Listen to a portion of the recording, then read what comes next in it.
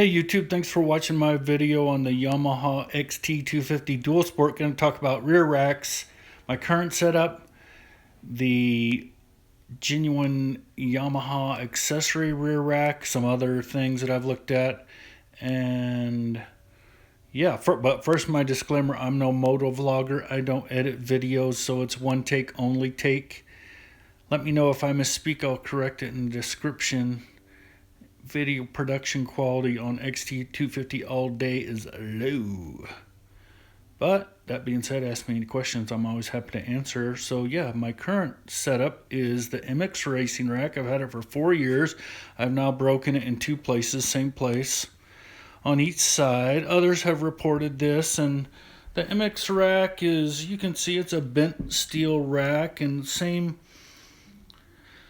thickness throughout, so basically a bend like that where it is up, have these handles mounted on, broke. I'll show you that. The Immix rack mounts into the original mount spots for the grab handles, and I love having grab handles. I love having a place to grab on this moto, and maybe it goes back to my first solo ride.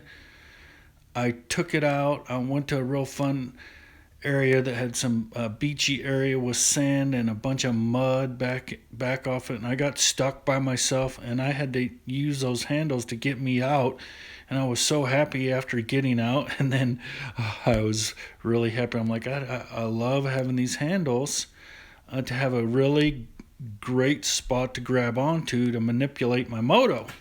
So I've been hesitant to lose that functionality. On the Immix rack, they allow you to mount it, but it moves those handles up onto the rack and out and up more than the stock handle, but still that didn't bother me. It was great. But as I think other people that have had Immix racks have reported breaking them in this spot without having handles on it, and it's so long, you can really put a lot of pressure on it when you have it loaded up. And I've overloaded this. I'm not really complaining about this rack at all. I treated it rough. I overloaded it. I have these handles on, and you know, I wreck a decent amount. And you can see on this left handle, look at all those. Let me put some light on there. All those scrapes. You know, so it's not like I'm gentle, but you can see right in here I've made a patch with a piece of angled metal I had, drilled a couple holes. You can see the on the outside, and then you can see that underneath. I guess that doesn't matter, but you can see where it cracks right there. It's just a weak spot. So my metal piece is kind of sticking out right there. So it's actually patched okay. I did it on the other side with 2 other little scraps I had. But I decided, okay, I want to get a different rack, and I really wanted something that had handles, a good place to grab. And a lot of them you can just grab onto the rack, but if it's packed, harder to do. And so I wanted one that was had a good place to grab even when it was loaded. And it really came down, and I've always liked the genuine Yamaha rack, just the way it looks, how sleek it is. But there's been some nice aftermarket ones that have come out. And for example, Precision motorcycle racks, theirs are super nice. So they, and the rack's like $99, the rear rack's $99. But I posted about that and asked people, it fits real close to the rear fender. I said, can you use that as a handle? Some people said yeah, some people said no. I kind of have, I got thick hands. I need to do something that I can get in there. And I looked and I was like, I think it's just too close. But that's a real cool system. So you have the rack and a bunch of accessories, an expander plate, a Rotopax adapter, side racks, that are nice, and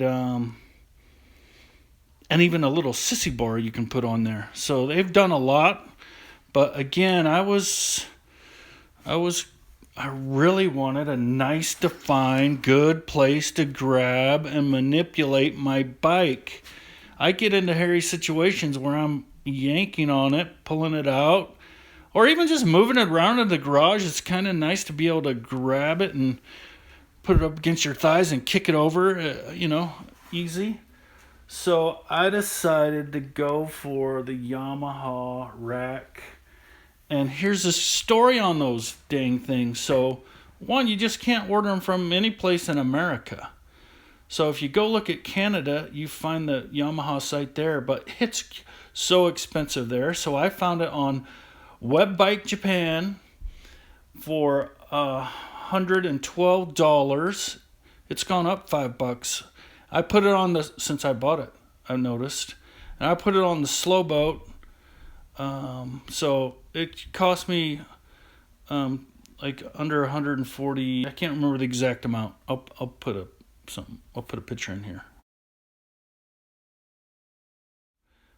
But less than, I think 145, 143, something like that. After shipping, and so I got it. Let's check it out. There it is.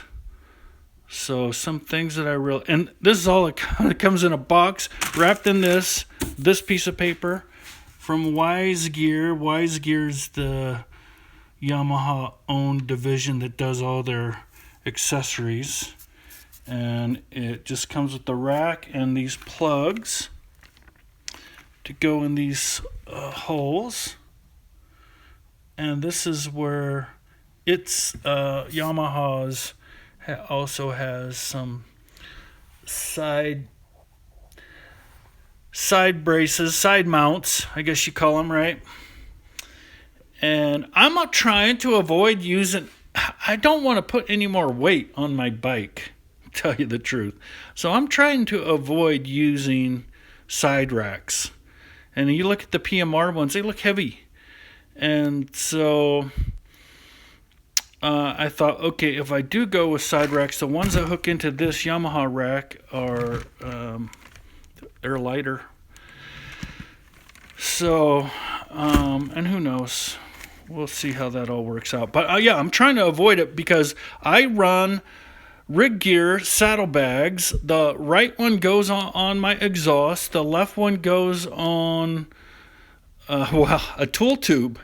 I had one on there. That's a long story. I'm getting another one. But yeah, and I was fine. I was camping off it and doing just fine. So again, I'm trying to stay lighter. So, but what I love about this Yamaha rack so far is, well, the build. If you like the build quality of your Yamaha XT250, which, if you ask me, is excellent, you're gonna like this rack. In fact, if you look at it, mounts into the existing grab handle holds that are right into the frame, and that really appealed to me with this rack. A lot of the racks, they'll come with a mounting plate. So you put screws through the mounting plate into the frame, and then the rack actually mounts elsewhere on the mounting plate. So I like the idea of the rack mounting right into where the grab handles go. And you can look, if you look at the build on this grab handle, it looks super similar all the way down to their welds and how they built it. So it's basically the base of that grab handle, and instead of the grab handle, it goes into a rack. So you have this nice spot to grab. I can get all my fingers all the way in. So I'm pretty happy. I wish I could I got fat mitts, right? If I could get my whole hand through that'd be nice. But that's what I'm after right there. I also really think this straight bar straight bar into the mount points. That's right where all the weight's going to be bearing. I like that design. That looks really good to me. So again, the finish on this it's super nice. I also like the square tubes instead of the round tubes. Correct me if I'm wrong, but I think a square tube like that and bent like that would be stronger than a round tube. Let's just go ahead and sit it over here. I've always just run this little Malcolm Smith Racing fender pack on this Immix. Just took it off for the first time in a long time. So if you can see, it'll mount up basically right there. So a bit shorter, right? Which doesn't bother me at all. And, you know, it's going to be about right there. Oh, I think it's going to be great. You can see pictures of those already. So, yeah, I'll go ahead and post this video and then do another one after I get it mounted, which shouldn't take long. I mean, pretty straightforward. In fact, it comes with the only mounting instructions are bolt it on into the frame. Again, I really think having these going right into the frame with this straight bar, rectangular bent, I like it. So that's it. I'll post this as part 1 and I'll mount it up for part 2.